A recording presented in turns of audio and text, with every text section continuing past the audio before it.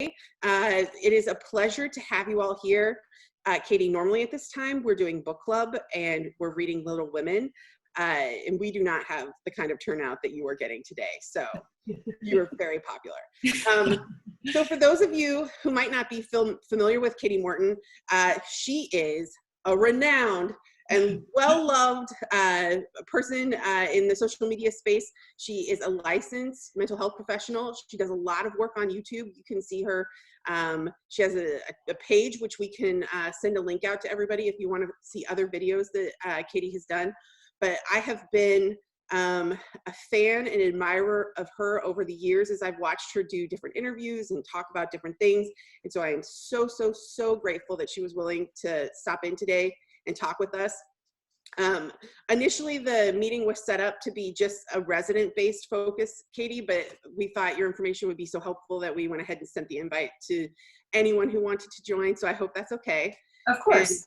And, guys, what we'll do is if you have questions or anything that you'd like to ask Katie, go to the chat section down below and we'll collect your questions there. And then Katie, if you want, either you can read through those or we'll be a moderator for you and kind of ask the questions. You just let us know your preference on that. Yeah, if you could ask, that'd be great, because then I'll just keep it going along. Okay, and that's what it will be. Everyone, welcome Katie Morton. Yeah, thank you so much for having me. There's a lot to get through today. Like Amanda said, we'll be going through as many questions as we can at the end. So if something does come up, just keep that in mind and let somebody know. But the coronavirus is very scary, and there's a lot going on with regards to that right now. And so what I want to start out with, just to give you an idea of what I'm going to cover today, is kind of like why we're feeling the way we're feeling, what's going on inside our system, and then the most important is how can we better cope, as well as after that, then I'll get into why it is important that we take it seriously, and I'll let you know as much as I know. Again, I'm a licensed marriage and family therapist. I'm not a doctor, but I have talked to a lot of my colleagues who are physicians, as well as read a bunch of stuff from the CDC to kind of prepare so I can give you as much information as I have. So the first thing that I want to talk about is why we feel the way we feel. And trust me, I'm no different than any of you. I've had trouble sleeping at night. I feel my heart racing. My worry thoughts are spiraling out of control sometimes. I want to cry sometimes. So know that any way that you feel is completely normal. And what's going on is, when we call it fight, flight, freeze. If we were cavemen and women, we heard a bear in the bushes, we would jump to action and either run away or decide that we had to fight the bear. And that fight or flight response is what keeps us alive. That's why we're here. It's adaptive. And it's supposed to be short term, right? We sense a threat and then we get away from it. And so because right now this threat is invisible, right? It's this virus we don't fully understand. They keep telling us it's on, it can live on clothing for a while and packages. And I don't know. And if they cough, we're hearing all this stuff and we can't see it. And so therefore we can't really run away from it so that we feel that relief, because once we've fled from a threat, our system can kind of calm down. And because there's nothing to really run from, we're kind of stuck with that energy. You know what I mean? Our body's amping us up to get us ready to run, fight, flight, freeze. And we can't do anything. And so because that energy is just sitting inside of us, we tend to feel super anxious, right? We can have those worry thoughts. I wonder how so-and-so is doing. What if this happens? What if I get it? We can feel really depressed. A lot of people have told me that they're kind of feeling hopeless, so all that energy spiraling can make us feel worse. I think that's personally why I'm having trouble falling asleep and staying asleep at night, is because I'm just worried. And so know that that's really why it's happening, because there's no action we can really take right now to get away from this. We kind of just have to ride it out, and that can feel really, really uncomfortable.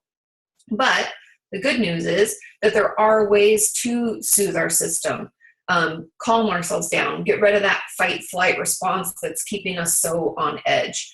And that's really what I want to spend the most of our time talking about. And I would love if anybody has any feedback or things that they think could work for where you're at, because everybody's going to have different resources available to them and things that you can do.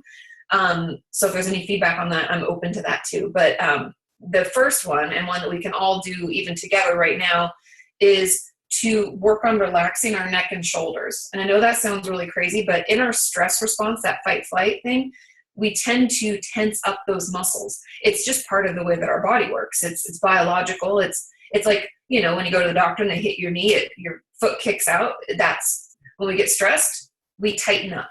And so if we just take some time to relax, and the most important part to relax actually our jaw and our tongue, because we tend to push our tongue to the roof of our mouth and tighten.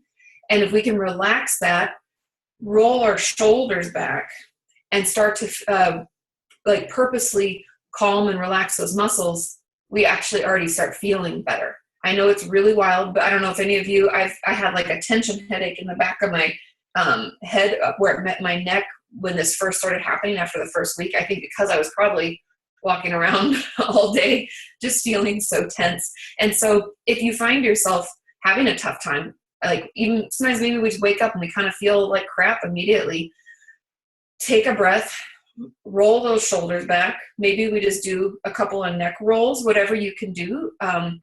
You know, making sure again that our tongue is relaxed in our mouth, which sounds really weird, but it helps calm our system down. So that's something that we can do throughout the day, even if we just give ourselves a little pinch here or there. Any way that we can help relax those muscles, you'll start to feel a lot better. And then the second, I'm looking at my notes because I always have to take my notes, make sure I don't forget anything. And I know this is probably the trickiest right now, is finding new ways to connect with people, because trust me, I miss my friends, my family. I call my mom and grandma every day trying to, you know, just get that connection that we used to have in person that we can't have right now.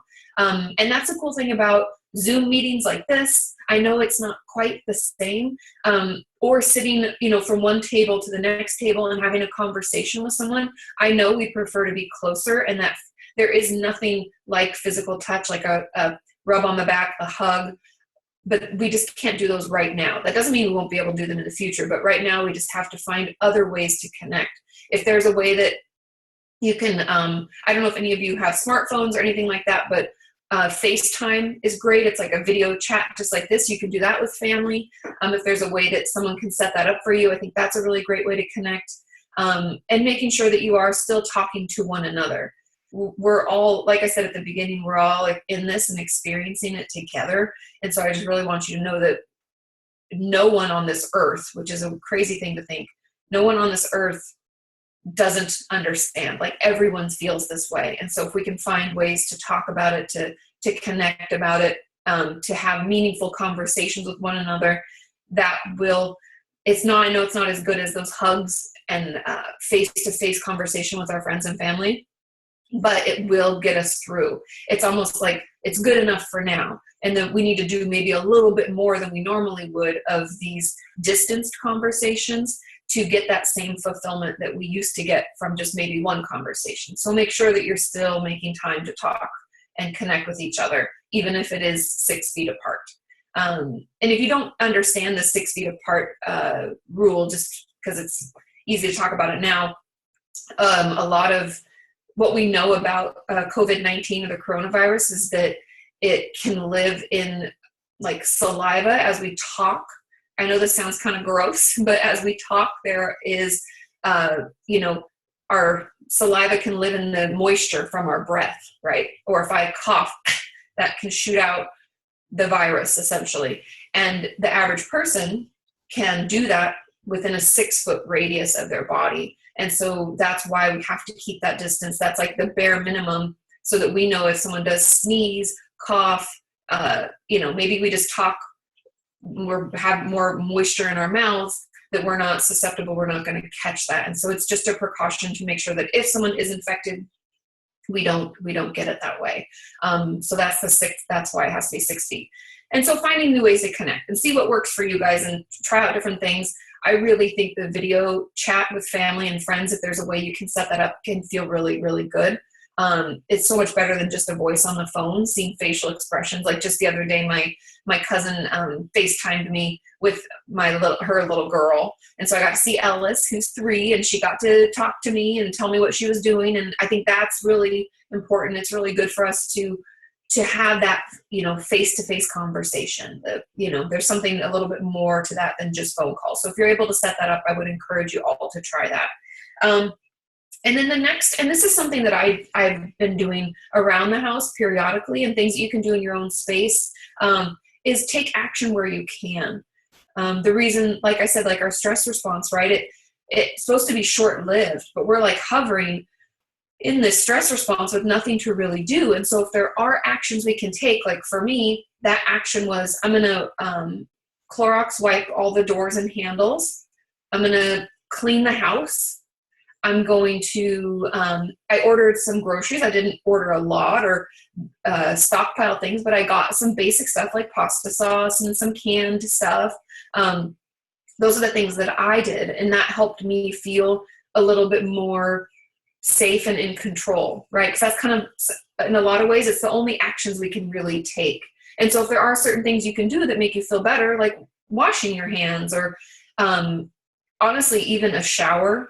I know it takes a lot of energy, but a shower can change your life. Sometimes you can feel so down and out and so just exhausted by all of this, and just washing our face, brushing our teeth, combing our hair, just simple self-care things can make us feel so much better. So just doing what we have the energy to do and the ability to do. And so I would just encourage you to make time to do that as much as you can. And every day is going to be different. Some days there won't be as much action that you can take, because say you've already cleaned stuff or you've already, you showered yesterday, and just finding new ways. Maybe that's the day that you try to reach out and set up, figure out how to do a Zoom or FaceTime or something with one of your family members. So yeah, taking action where we can will help us from feeling too hopeless and helpless about the situation. And my next tip, and something that I still struggle with because I want to know what's going on, but that is to limit our media consumption. I don't know if you guys feel this way, but it doesn't matter what channel I'm watching. It seems to be always like the words they use are very fear-mongering, I think. It makes us feel overwhelmed. Like I turned on the BBC News this morning, and one of the first things they said was, the death tolls rising in New York. And I'm like, that's not helpful for me. There's nothing I can do with that information other than feel worse.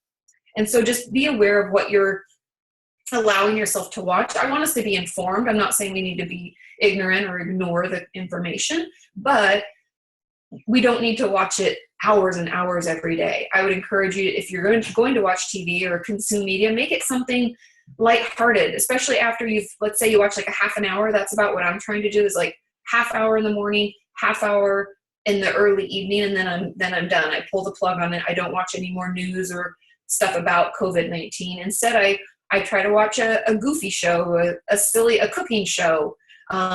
I found out the other day that they have like a Lego Mania show where people make big Lego things. And I was like, this is totally silly, and I'm going to watch that just because I can't take the seriousness anymore. And so just managing how much you consume, ensuring that you're watching other things to get your mind off of it, which rolls into kind of my next, which is like distractions. There's only so much that we can process and think about. I'm sure all of you felt this way. And a lot of days I'm like, that's just too much for me to take in. I don't even know what to think about this. I don't even know what I can do about this. And if we go down that rabbit hole too much, our mind just spirals into hopelessness and helplessness, which we don't want to do. So if I find myself feeling like, I don't know what else, this is too much, I feel overwhelmed, that's why the next step I take is a distract. I pulled out old coloring books. I haven't touched, I had them in my house because my friends' kids come over a lot. I pulled those out and colored myself. I try to call a friend or family member. I watch my silly shows. I've organized my closet. I mean, there's all sorts of random things we can do. If you like to do any knitting, one of my friends has knitted a bunch of people things that she's going to drop by houses later. Any way that you can do things to help soothe and distract from the bombardment of information, I think is really helpful. And then the final tip that is going to take a little bit of figuring out on each of our parts is finding things that self-soothe. And I know that sounds weird, and you're wondering, like, what does that even mean? But we think of self-soothing, I always like to think of babies. Do we all remember being around a baby? You worry so much about keeping that baby soothed. If it's crying, we're trying to figure out why. Does it need to be changed? Does it need to be fed? What is it? Does it need a nap? Like, what does it need? But we never do that for ourselves as adults. And right now we're feeling a lot of overwhelm, a lot of anxiety, maybe depressive thoughts. How do we soothe that? And everyone's going to be different, but I'll give you an example, a personal example. So this was like maybe a year ago now. I went to one of my close friends' houses, and I brought lunch over because she had just had a baby, and went over to chat with her. And I sat and we just had a good conversation about what was going on. And I caught up with how her mom was doing and how she was feeling after having the baby. And it was just a good 2-hour conversation. And then when I left, I remember sitting in my car and having this deep breath of, oh, wow, that felt good. It was really nice to talk with her, to just connect with her. And so for me, that kind of deep conversation and connection is very soothing to my system. It makes me feel good. Also, I find a bath to feel good. That will also make me feel really relaxed. And so everyone's self-soothing is going to be a little bit different. But pay attention and see if you can think back to a time you felt really relaxed or calm or good, why was that? And is that something that we can try to recreate now? Because even with my example, my friend Joanna is her name, I can't really recreate that today, but I can talk to her, I can FaceTime with her, I can make it almost as good, and I can still have those really great conversations. And I can definitely take a bath. I ordered some bath salts, like this lavender stuff, online the other day so that I can take baths to feel more calm. Those are some things that I can do to soothe my system. So I would love for each of you to share with each other things that are soothing to you, just to help people think of things. One of the things that also calms me down right now is reading. I've been reading a lot of books, and not news media, but more just helpful books that I've had on my bookshelf for years and just haven't had the time to read them. So finding some ways to calm your system down is really important during this time, because we are on edge so much. And those are kind of the main tips. I think that there's a lot that we can do. And that's kind of why it's important that we take action where we can. Oh, and the final one, I almost forgot this. And this is something that if you find yourself spiraling in those dark thoughts, thinking what if I get it? What if one of my family members gets sick? The worried thoughts that kind of pull us away. That's what keeps me up at night, makes it hard for me to fall asleep, is those, I just call them intrusive thoughts. I don't want to have them, but they're there. And the best way we can do that is doing what I call thought stopping. Because we don't want those thoughts, but they just won't stop, right? They just keep coming. So how do we stop them? The best way is to remember a favorite memory in as much detail as possible. Go back to that favorite vacation or that wonderful day or that really big milestone. And I want you to tell it to yourself in as much detail as possible using all 5 senses.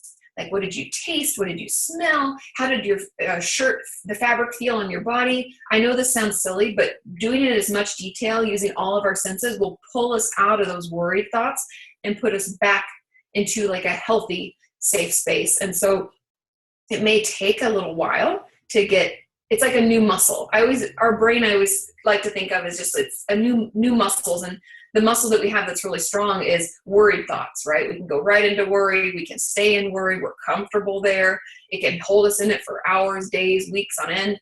But what maybe isn't as strong as the relaxed, positive space. And so we're going to have to work that muscle and get it stronger. And doing these exercises of thinking of favorite memories or events in your life that you want to recall, that will help pull us out of that negativity and put us back into the positive.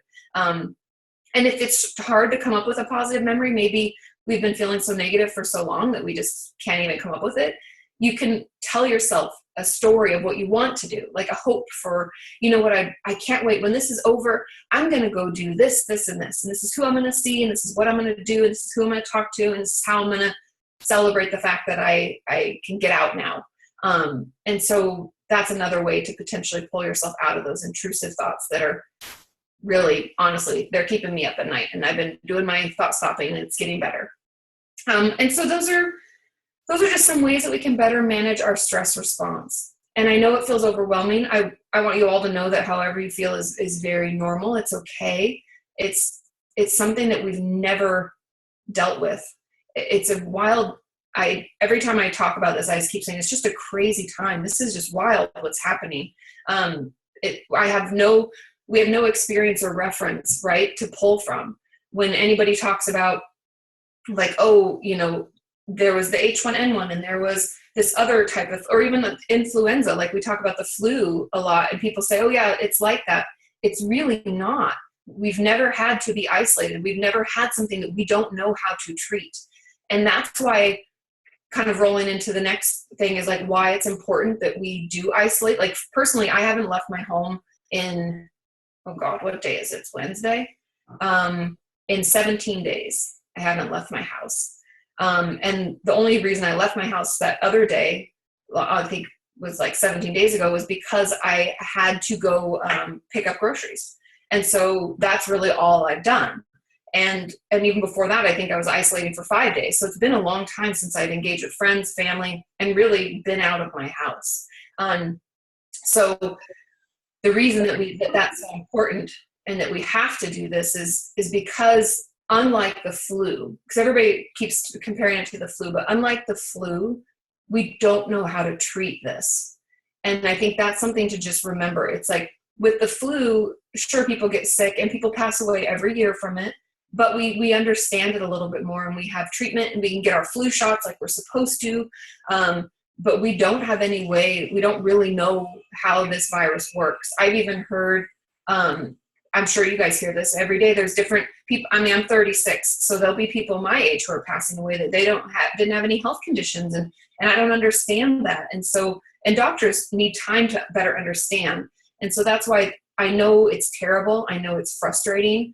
But that's why we have to stay in. And also there's, I don't know if how aware you guys are. Let me know if I'm like going into more detail than you need, but, people can be asymptomatic. Like right now, I could technically have the coronavirus and not even know. And then I could go to see my mom or grandma or my friends and give it to them without knowing, because maybe I'll never have symptoms. Some people just never have symptoms. Even it doesn't matter what age. Some people just never show any symptoms, where others within like 2 days feel sick and have to be hospitalized. So everyone's body's different and we don't really know why. And so even though we are asymptomatic or we don't think any of us have it and we're all okay, we really just don't want to put anyone else in danger or put ourselves in danger. And also just because I know there's been a lot of talk about like packages and getting packages and people feeling like, your staff is taking it too seriously and they're being crazy about it. It does feel a little crazy, I'll be honest. But my husband and I have a box by our front door that when we get mail, it goes in there into the quarantine.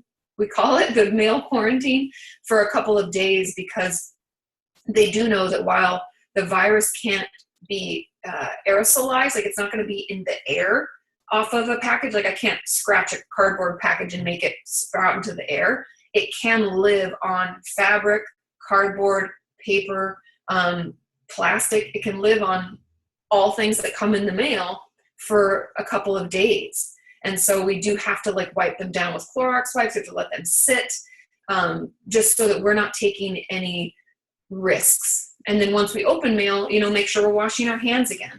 And I know it is crazy, you guys. I'm not going to pretend that this is normal and that this is how we would want to live or that we're choosing to be like this. But in order to not get sick, there's some of the things that we have to do. And so, yeah, just make sure you're taking it seriously, because the main goal for this is that if we all stay isolated, then we don't have to do it as long as if no one was following the rules, right? If we were just out living our lives, this could last for a longer period of time. We're hoping we can contain it so that if, let's say I do get sick and I have to go to the hospital, that there's a bed for me. And if I need, a respirator or some assistance breathing, that they have the stuff that I need, because we have limited numbers of those things. And doctors are afraid of having to make a choice of who receives what care. And that's a really terrible place to be in. And so We really just want to, do our best to wash our hands, stay separated until we get a better handle on this. And it sounds like they do have good studies and medicines and things coming through the pipeline. So hopefully that will help. Do we have any questions? I'd be happy to answer a few right now before I get into the next chunk of stuff. Have not had any questions pop up yet. Okay, cool. And so the next thing I kind of want to talk about is why we need to ensure that we're having social interactions, even if they are online, and why that is so helpful to our systems. Because there's, not to get too nerdy with you, but I always like to understand like how our body works and why we feel the way we feel. There's this part of our system called the vagus nerve, and it's up in our neck, and it is what increases our activity in our nervous system and also what calms our system down. And they used to think that the vagus nerve could only ignite it or calm it. But there was research about, I want to say 15 years ago, by a psychiatrist, and he found that what actually is best for calming our system is a little bit of both. It's not just igniting it or fully calming it, because when they fully calm it, it's like we're tired, we want to sleep. Is the third prong of that vagus nerve is called the social connection system. And so that's why we're having such a tough time being isolated. That's why it's so hard for us to not be fully connected, is because we're not getting that social connection system activated. And that is what ends up making us feel healthy, happy, good. That's what we want out of that vagus nerve, is we want a little bit of that activity, that connection, and we want a little bit of the soothing so that we don't feel so anxious. And that's why I think I would encourage all of you to, like I said, talk to each other from tables, to maybe write letters again, to find ways to make all those phone calls, to spend as much time as we can communicating, because by engaging in that, we'll start to feel more calm. We'll start to feel a little bit better. And something else that I talk a lot about, since most of you I'm sure don't know me or my background, I do a lot of what's called CBT, cognitive behavioral therapy, and DBT, which is dialectical behavior therapy.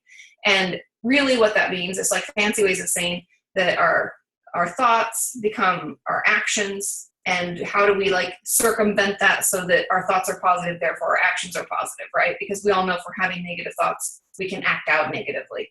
And so the component of that that's important is this, what I call emotion regulation. It's like what they call in DBT, how we, instead of just feeling mad and acting mad, we have this period of time where we're like, do I really want to do that?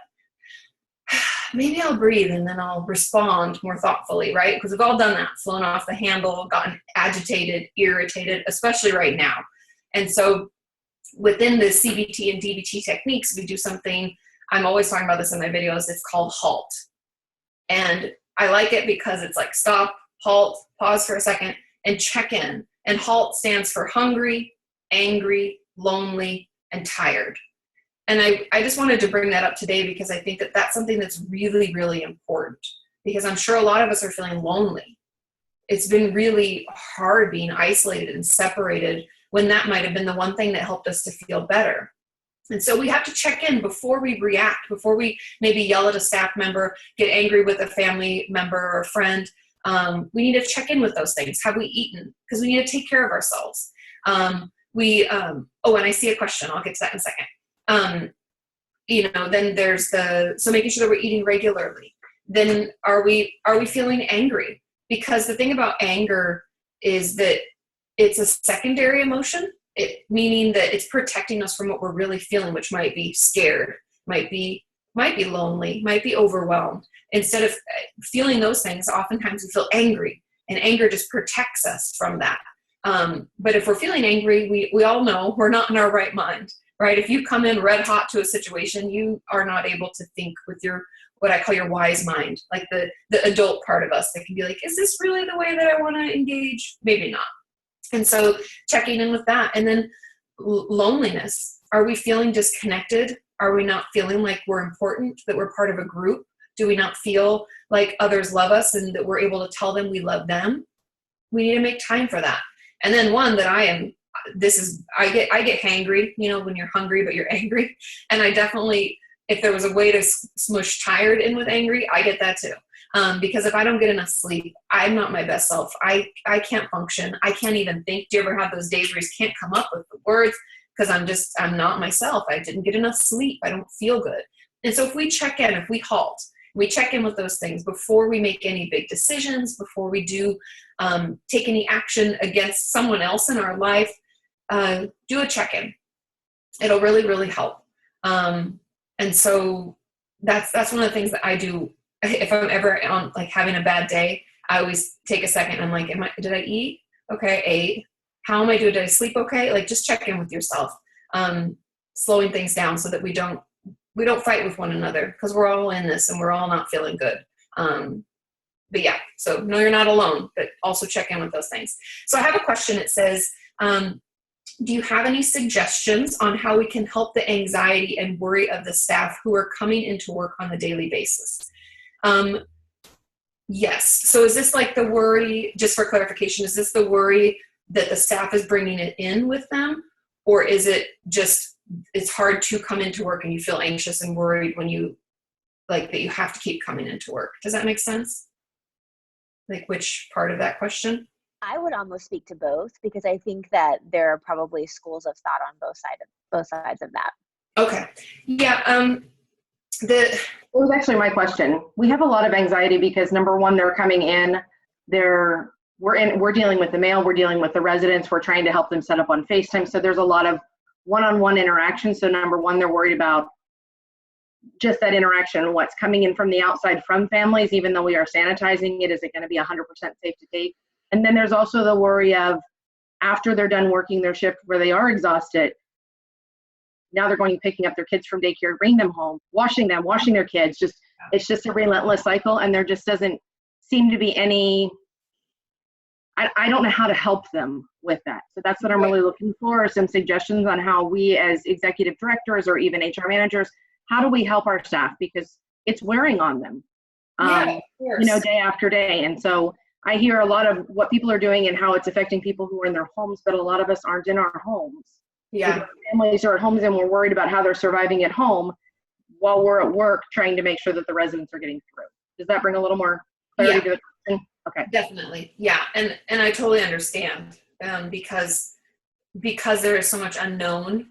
I think that's what's causing us all this anxiety and worry, is we don't really understand, right? Like, do I have it? I don't know. Am I picking it up? Am I washing? Am I doing everything I could be doing? It can feel very scary and very anxiety provoking. And I think that's why the number one recommendation I would have, well, I guess there's two parts. The first is kind of what you're already doing.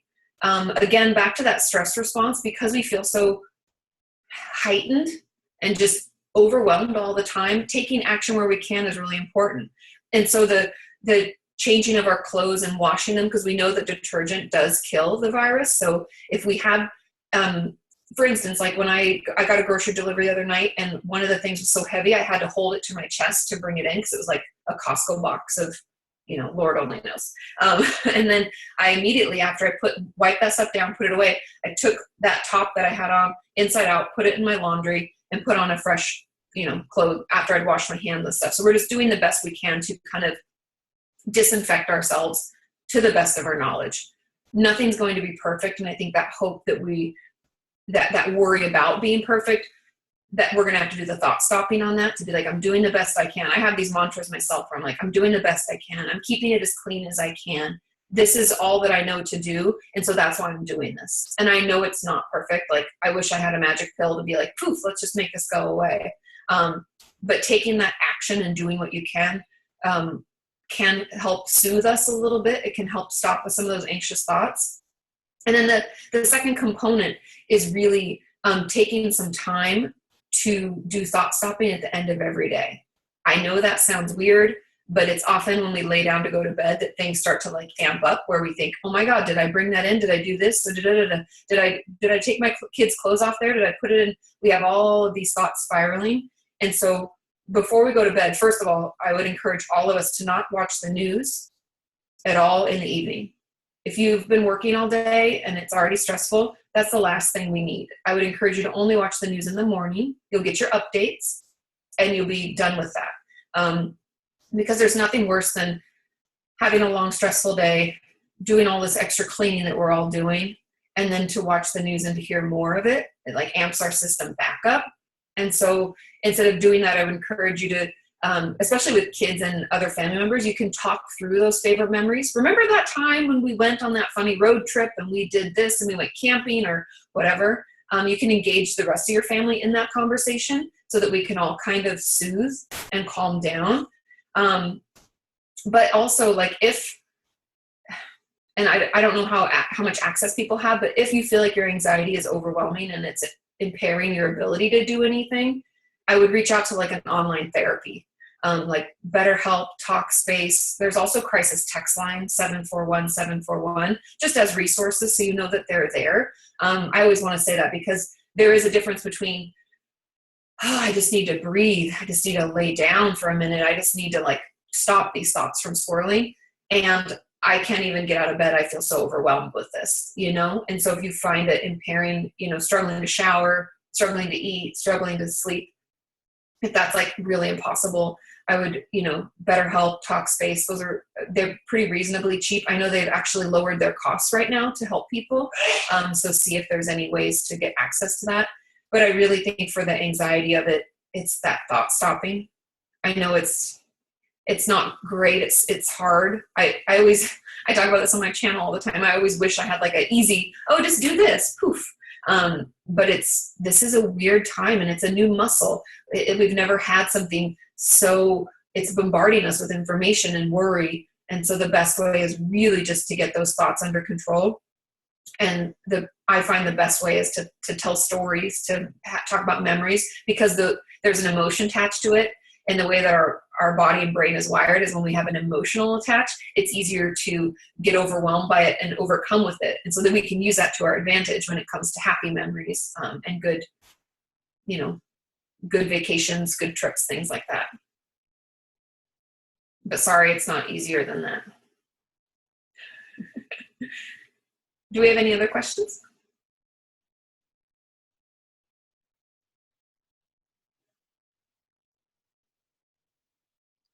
If only I had the little twerping or the cricket sound.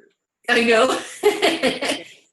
Now, I do think to kind of speak a little bit to what Terry was bringing up, I think I know what I go through, and just like when I go back into my house after being at the office all day, and I do kind of swirl through all the different things that I've touched, the doorknob, the bag, and then did I wipe down the table where I put all of the things? And so I agree with you, Katie, on the thought stopping being a way that we could try to help staff. And Terry, just so that you know, and some of the other executive directors, we've had a couple of different things pop up that are going to be support ways that we can help staff that we'll be talking about in the next, probably on ED All Call tomorrow, but some ways that we could help figure out how to get groceries or figure out how to get some of the other things that are in life that are causing people to feel stressed out.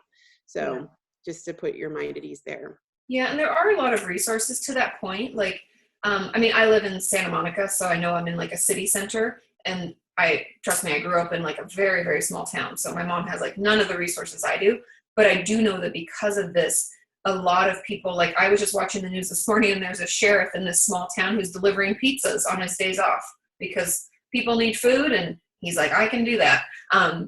So I think there are resources, like a lot of our restaurants in Los Angeles as a whole are selling boxes of ingredients for their recipes because they had all this produce and food and they don't have there's nothing, no one's coming in, they're closed.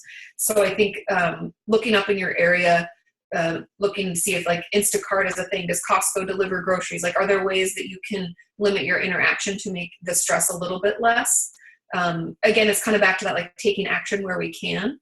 Are there ways that we can get our needs met without having to feel like we've touched a zillion doorknobs and been closer than 6 feet to like 25 people, and then, just it's like compounding the worry. I do have another question I'd like to ask. So for those who are on the call who might not feel comfortable talking about their feelings or admitting that they're worried. I mean, I think there are lots of us who are just very happy to talk about, I'll talk about it all day long about all the things I'm thinking. But I also think that if you're not comfortable talking about how lonely you are, if you're not comfortable talking about your fear, like, what do you have any advice to give to those folks who might be listening and like silently thinking, how do I get through this? Ideal. Yeah, me too. Yeah. I think some way, and that's very common, trust me. A lot of us don't know how to talk about it even. Sometimes it's like, even if we wanted to, we can't even put words to it. And so there's a couple of tools that all of us can use if we're feeling scared or feeling isolated and overwhelmed, and that's to write about it. And I know that sounds like, I'm not a little girl, I don't want to keep a diary. This isn't a diary. This is like, you can call it whatever you want, but I like to call mine like my venting journal, where I can just like moan about whatever I want to moan about. And it doesn't have to be complete sentences. You can do little bullets. Like, today I was stressed about XYZ. I worried for 20 minutes about this, and and I would encourage, because we're going to try to make it better, right? We don't just want to vent. We want to make it kind of productive. Is that if we're writing about what's going on, then I would like you to, after venting, because it's good to get it out. We don't want it stuck circulating in our head. To get it out, and then to say, so instead of continuing to do that, I'm going to, and then insert one of the things. Are we distracting? Maybe we're going to watch a funny show. Like, I love reruns of The Office. I'm not going to lie. So I will watch that all the time. Am I going to call a friend? Am I going to color? Am I going to organize a part of my house? Am I going to connect with someone, talk to some, like, what am I going to do? And so coming up with like one or two things you're going to do instead of continuing to do that and writing that out will just help solidify it in your head to the point where hopefully you get more comfortable putting words to how you feel, even if it's just going on paper, and then also taking action to feel even better. And then if you can slowly start with people closest to you, talking about it with them. I do think it's best to talk with another person to get that validation that, yeah, me too. Yeah, that is terrible. They don't have to try to fix it for us. We just want them to listen. And so if you can start with maybe a spouse or a roommate, and then move into, a friend, a colleague at work, like that is really helpful, because kind of back to my original point about, this is the one time where the entire world is on the same page with this. So using that to our advantage to connect us, I think, could be really beneficial.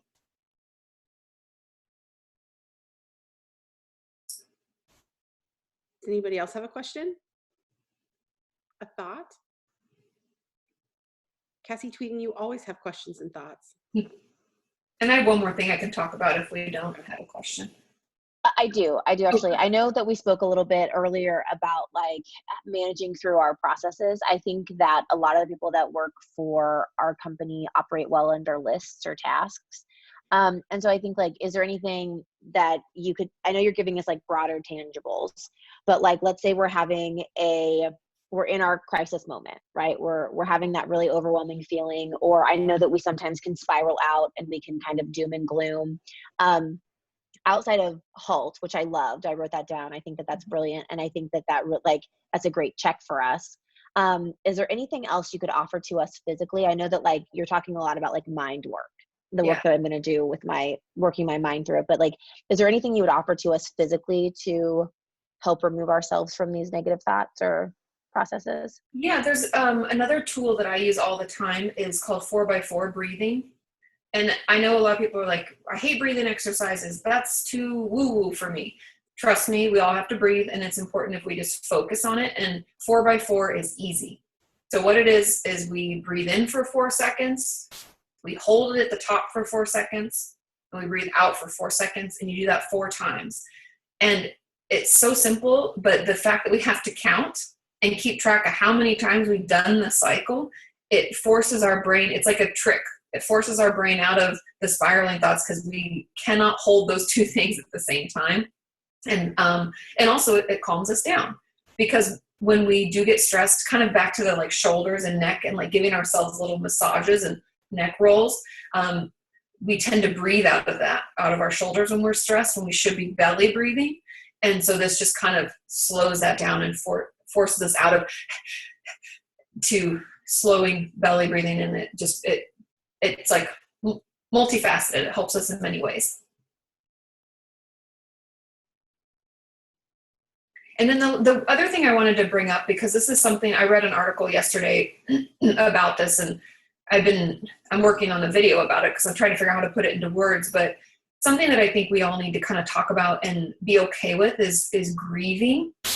And I know that sounds really weird and it sounds very down, but I mean it in like it's okay to feel it kind of way. We have to grieve the loss of events that we were supposed to have that were canceled, the loss of connection with loved ones, potentially the loss of friends and family if they did fall ill to it. And for me, even part of it is like grieving the change to our world, like what I thought everything was going to be, and now it's a little bit different. And how do I come to terms with that? And so that's kind of part of it, is just allowing ourselves to feel that and to be okay with being sad. Because the one thing that I do know is that if we don't allow ourselves to be sad and mad about this, we end up feeling worse because we just stuff it deep in our gut, and then we can't sleep, and then we lash out. And so let yourself feel sad, let yourself grieve it. Consider the changes that we're going to experience through this. And then, because we can't spiral into this forever, and then I've been trying to come up with like 2 or 3 things I'm grateful for. Like, I'm grateful for my health, and I'm sure all of us are, right? I'm grateful that I haven't gotten sick. I'm grateful that I have a roof over my head and that I'm able to feed myself and my husband. I'm very grateful for that. So come up with a couple things each and every day that you're grateful for. But I don't want that to cover up the fact that we all are feeling very sad, and it's very overwhelming. And so I think that's kind of the component nobody's really talked about, is the grief of it. So let yourself feel it, but then we gotta be grateful because we're here and it will get better. This is just a short period. That's a mantra I've been telling myself, is like, this will pass. Things happen all the time, right? 9/11 happened and our world was turned upside down, and we thought what is going on? This will never get better. It will get better. We just have to weather the storm here for a little bit.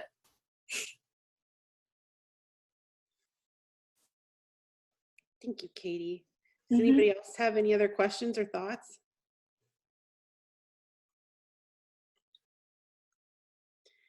Guys, we're normally a very chatty group. I know. It's a hard topic, and I get it. I try to bring levity to things I talk about, but this has just been really hard, But it'll get better. We just got to use our tools. Kayla, is there anything else in terms of some of I've been hearing through the grapevine the nerves and worries for our resident services directors? Anything that you would want to share there? I think it's just, I think you kind of spoke to it a little bit when you were talking about like bringing it in, or what if I give a resident this, but it's also just like, there's like every single day, like we're telling them to do something different, or, lead events in a different way. And like, it's just ever changing and it could just be the location of their building that they've had to go into quarantine. And it's nothing that the building can do, or it's just so like out of our hands. And so I think for our resident services teams, like we're such doers, and then for everything just to be like just up in the air, I think that just brings like anxious thoughts on my own. And like, we're such planners, and like when you don't even know what tomorrow looks like or how you're going to be, like you have what you think you're going to be doing, and then that morning you come in and your ED or somebody is telling you, oh, we can't do it this way. And so we're like trying to like be the mouse on the wheel, that just trying to come up with, okay, how are we going to still make this happen? And a lot of our teams, or many of our teams, just have like the biggest heart, and they like, if a resident is upset or like not just loving life right now, it weighs heavy on our resident services team and a lot of our staff too. So yeah, and something there's a lot. I totally understand, because I saw this meme the other day and it really struck a chord with me, where it was like things I can't control, and it showed like the number of cases, the way the media talks about it, protocols that are in place. Like there are things that I have no control, you have no control. Like I can't go out in LA now. If they catch me and I'm not going to the grocery store, I can get like fined. I mean, you know, there's things I don't, but I can control myself. And so there was like this ring of things. And I think this could be a helpful tool for all of us, is like things I can't control. I can't control that I can't see my friends and family like I'd like to. I can't control, you know, and writing it out, all the ways you feel like you can't control. I can't control what work's going to be like, because I can't control what I can do and what I can't do there. But what can I control? And so that's kind of like, again, taking the action where we can. Like I can control that I'm going to eat today when I need to eat, so that I take care of my body. I'm going to shower because it like makes me a whole new human. It can feel so good. Brush my hair even. Change my clothes. I can make myself a good meal. I can organize, you know, what are the things that we can do? I can spend more time with those residents that I get to see, because I know that it's good for me and it's good for them. Like the thing is we all need the connection. It's not, you know, we're all hating this. So I think that like, what can't I control? And then what can I control? Because that, for some reason to me, that makes, maybe it's because I'm a list maker and I love I love organization like that, but I'm like, okay, that's what I can't. So like, I can get rid of that. Okay. What can I focus on? I can do these things. And then it feels like a list. And then I'm like, okay, I can do that. Okay. I can put a check in that box. Those are the things that I can take care of. And so I think for all of us, just recognizing what we can't control and what we can control helps us feel a little bit better.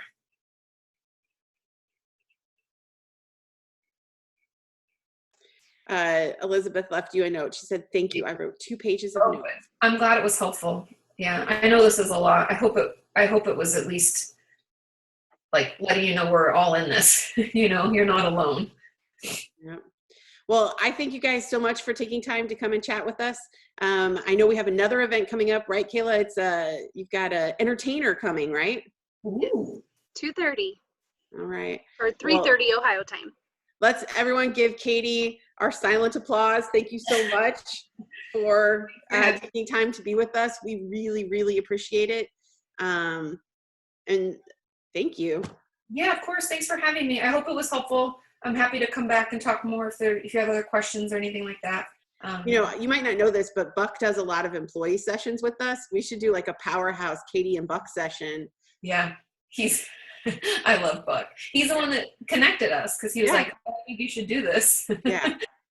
All right. Well, have a wonderful rest of your day. Thank you, everybody. Yeah, thank you too. Take care.